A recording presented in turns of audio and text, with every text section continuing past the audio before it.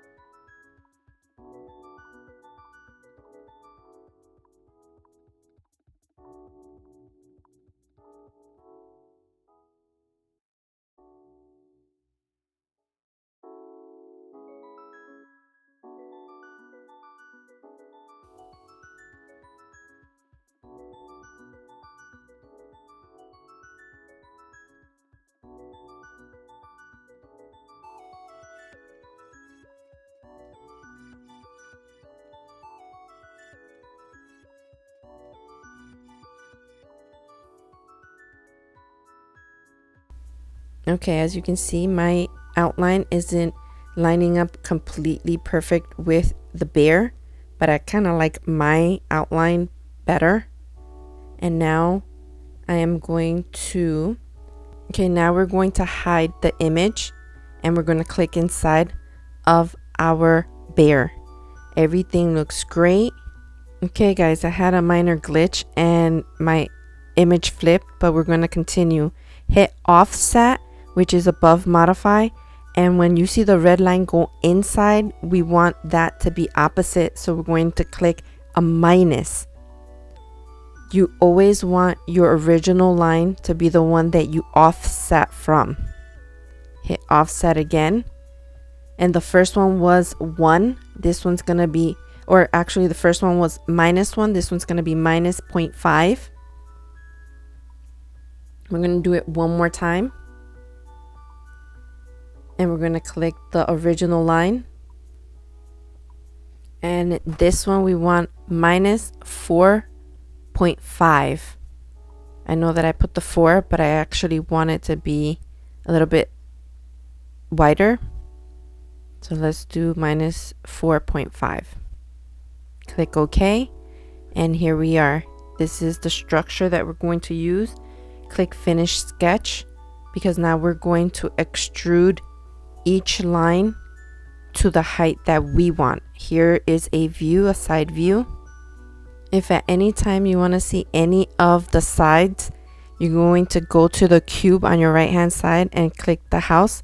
For this purpose, we're going to click on the top view, and we're going to click within the first offset line. You're going to right click and hit extrude. We're going to give this a measurement of 18 and click OK. It's going to hide our sketch, so click on sketch, and then we're going to click the next offset line. We're going to extrude again and give it 17. Click OK, and then the last one, we're going to right click again, extrude, and we're going to give this one 4. Now let's take a side view of it. Yes, I like what it's looking like so far. Now we're gonna hit OK. We're gonna go over to the cube and click right. We want to see the right side of it. Click a new sketch, and you're going to click on the board. Then you're going to click text under create. You're going to expand your box, and now it opens up this pop-up. Inside text, you're going to rewrite or name whatever you want to do. Make sure it's bold. I want it to be measurement of 4, and then make sure that everything is censored. Click OK. Once you have this done, we're going to actually take a look at the text. And don't get surprised, don't get alarmed. Now we're going to explode our text. So you're going to click on the text and right click and explode it. Okay guys, now I'm repositioning so I can see everything. There we go. And now we have to click select so that we can pick each letter. Finish your sketch. We no longer need our sketch. And click your shift button on your keyboard and start selecting each letter and number.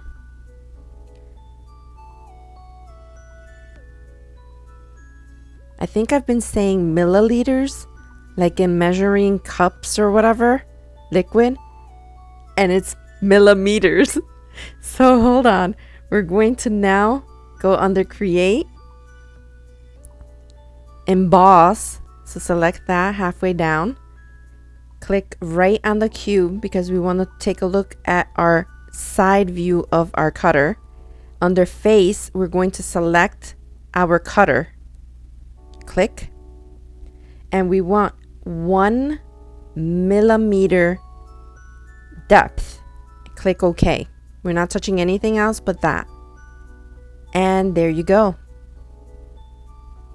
That's how you add wording or numbers or whatever you want to your actual 3D stencils or cutters. If you just need a cookie cutter, now is the time that we're going to go to the top bar and under file, hit export, give it a name, and we're just going to export it as an STL file under type and export it if you just need the cutter. Okay, now go to the house. We want to take a look at the top, from top view. If that happens, just click on the side arrow and it will turn it for you. Go under canvas and click to see your hidden image. So click on the bear. Now let's enlarge our image. And here we want to offset our first sketch. So you're going to double click on your first sketch and it's going to open your pop-up like you're editing your sketch, and we're going to offset it. So offset, click the line, the very first line that we created, and it's going to give us the measurement of 1 millimeter. We're going to click OK. I think that this looks kind of okay. I don't want it too close where it, like when it's printing, the heat is going to melt it to the cutter. So I think this is perfect. We're going to finish our sketch. And once that's done, everything is going to come right back. We're going to click inside of our new offset and we're going to extrude it. I think I'm going to do a 3 millimeter. Yeah, I think 3 would be best. So just type in whichever number you want and then click OK. Yeah, I like that. Okay, so now we are going to add the features and I'm just going to do the little face. Okay, we're going to go simple. Just go to create, go down to cylinder, and right in the middle of the first eye, click and drag. I want it to be about that wide, and now it's asking how tall. It's showing us 5 millimeters. I want it to be lower. I don't need anything so big, so I'm choosing 3. And now we're just going to repeat that again. That's what it's looking like. We're going to do that eye. Same thing, create, cylinder, click in the middle and expand it. There we go. Yeah, that's perfect for me. And now we're going to click 3 again. And side view. And that looks perfect to me. Now that we have the same size and everything looks okay, click OK. Let's hit top view. And we're going to concentrate on its mouth area or nose area. Enlarge it by clicking the wheel on your mouse, making it bigger. We're going to go under create and sketch. Oh, no, it didn't do it. So let me go back. Make sure that it does create the sketch. And now, okay. Click your spline tool.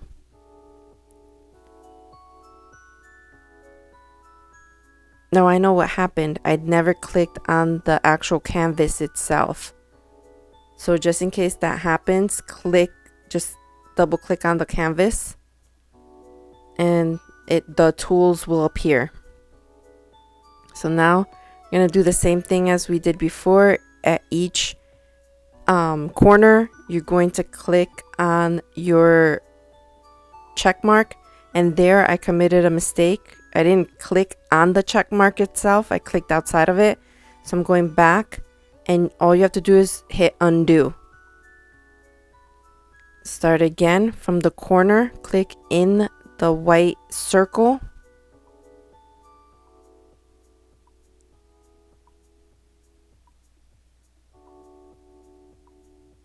Click. Oh, gotta go hit the spline again. Click. And everything is connected. This time, let's hit the check mark. There. No, there. Okay. And just go all the way around.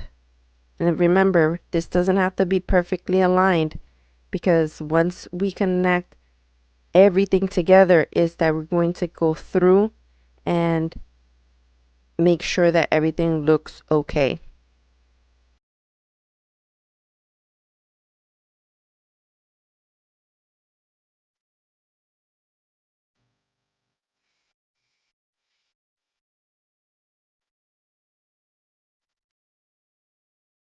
Okay, my sweet bakers, if you're enjoying this tutorial, don't forget to like, subscribe, and hit the bell so you never miss any of my tutorials.